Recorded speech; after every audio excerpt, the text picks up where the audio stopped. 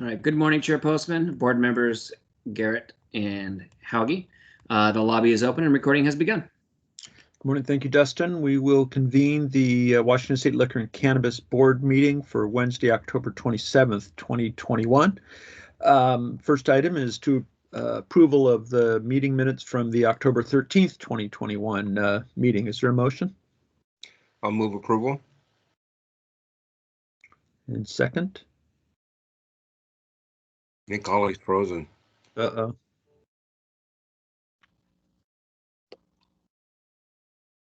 Are you there, Member Garrett?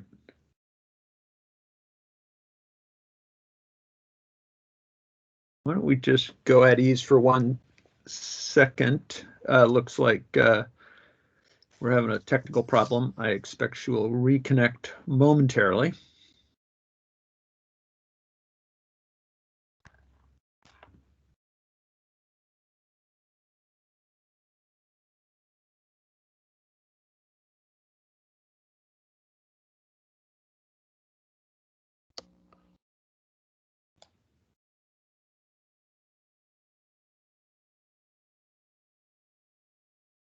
And you're back.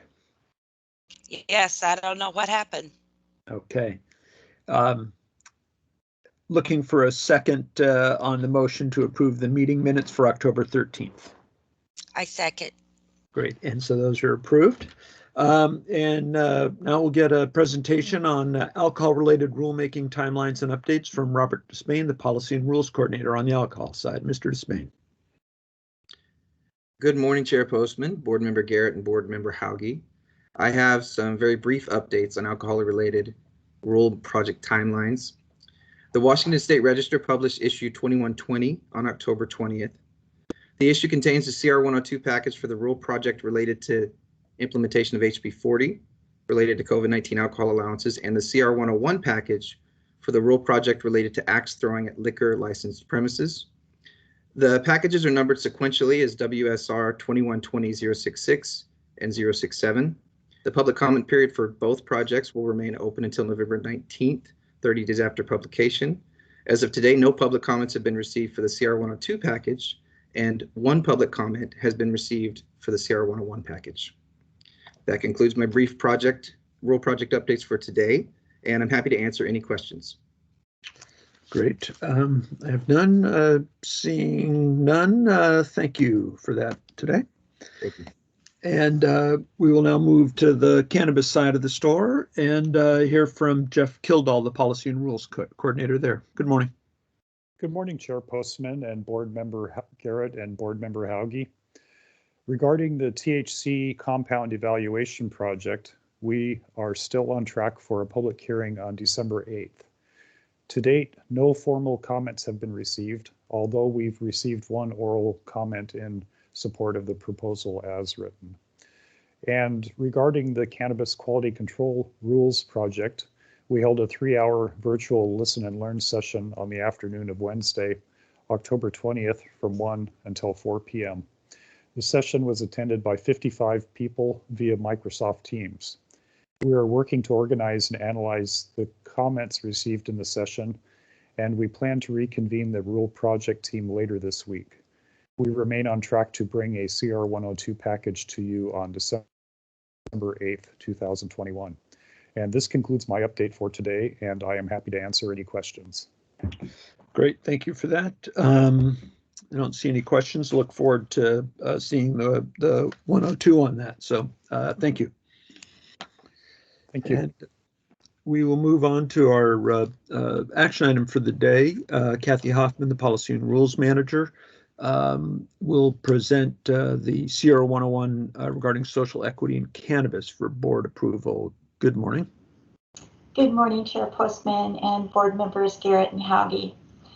This morning, I'd like to ask for your approval to file a CR 101 or pre-proposal statement of inquiry regarding social equity in cannabis. As you know, legislation established in 2020 created the Social Equity in Cannabis Task Force, and they're responsible for, among other things, making recommendations to the LCB about creating the Social Equity in Cannabis program. That same legislation gives LCB the authority to create that program through rule, consistent with task force recommendations. The task force has met continuously since early 2020 and created subgroups to discuss and develop recommendations concerning disproportionately impacted communities, technical assistance and mentoring, licensing, and several other things. So while the task force work continued, LCB began to review existing rule to determine where we could make revisions that would lead to socially equitable conditions. The first effort involved revising cannabis license, applicant, and renewal background checks in a way that would remove barriers to entry in the license system. LCB now seeks to explore where additional revisions can be made within our current statutory authority to assure that the agency is positioned to respond as quickly as possible when task force recommendations become available and in partnership with community. So if approved for filing today, notice would be published in the Washington State Register on November 17th. The informal comment period would then end on December 17th, but I would offer that it's our agency practice to continue to accept formal comment on CR 101 filings beyond this date to encourage and support stakeholder engagement. And for this project, I believe that flexibility is essential. We're proposing a tentative date of June 22nd, 2022 to bring a CR 102 rule proposal before you. However, I want to emphasize that this is a tentative date. We do look forward to extensive engagement with community in this work. And as we know, meaningful engagement takes time, care, and compassion. And I would offer that all three of these elements are critical to this work. So if by chance we do have the CR 102 ready to move forward on June 22nd, the public hearing would be held on July 17th, and we would ask for adoption as soon as August 30th. So under that timeline, rules could possibly be effective by September 30 of 2022. So I would ask for your approval to file the CR 101 today. Okay, thank you. Member Garrett is a member of the task force and has worked closely on this. Anything you'd like to add before we consider this?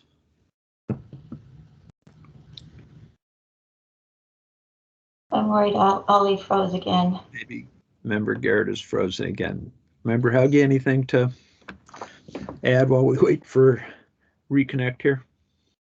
No, I'm just really happy that we're doing this, and I hope we can maintain our momentum here going forward, particularly as we face, the issues of national decriminalization or legalization. I would hate to see us spend this effort doing this good work and then have it all, the rug pulled out because we didn't prepare. Yeah, good point. Yeah. Member Garrett, anything to add before we consider? Am I still frozen? Because on my end, I'm not seeing it. I I can't. can hear you Am I? now. Oh, We- you can. We can Okay. hear you, though. You're Okay. still somewhat frozen, but sorry about that. Go ahead. Okay. No, I was just thanking Kathy for the effort and the time and things. A lot of conversation has gone around this, and to get this CR 101 opened up, I just want to say thank you for the work and the work of the agency that's been part of this.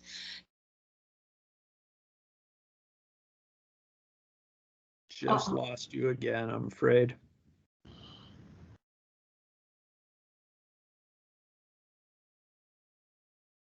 I blame the weather.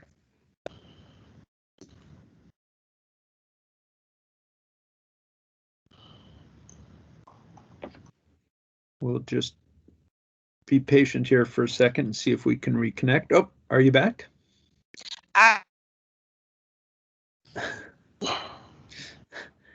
Only for a second you were.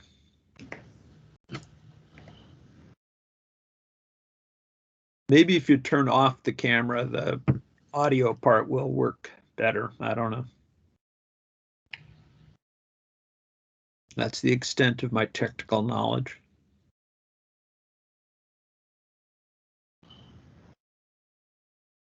I really. Yeah, we're just gonna stand at ease for a second. Thank you. I don't know what to do. Well, we can hear you now. Oh, okay. Okay. So while you can hear me, you want me to move for approval of the CR 101? Let's do that. That'd be great. Okay. I move approval of the CR 101 for regarding social equity in cannabis. Great. A second. This is Russ Hauge. I will second that motion. Great. Thank you. So that approves. Thank you, Ms. Hoffman. Nice work. Thank you. And thanks to Member Garrett, too, for all the work you're doing with both the task force externally, but also working with staff and getting the agency really being out ahead on this as much as we possibly can. So I think that's great. We have no one signed up for public comment today. So that takes us to the end of the meeting. It's a quick one today. Appreciate everybody's patience. Thanks for coming, and we will be back next week with a caucus meeting, at least on Tuesday. So have a nice day. Bye, everybody. Bye-bye.